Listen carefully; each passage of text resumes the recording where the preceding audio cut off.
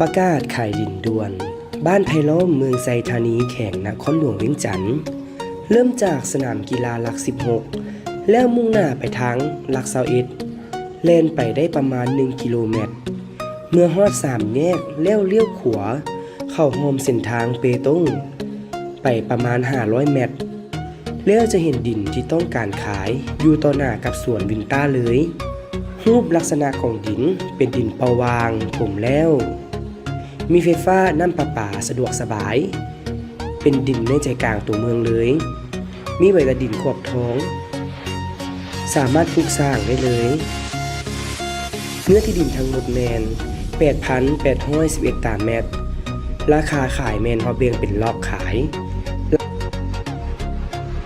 ราคาสามารถต่อรองกันได้สนใจติดต่อสอบถามได้ที่เบอร์02097088886และ02055607031ขอขอบใจ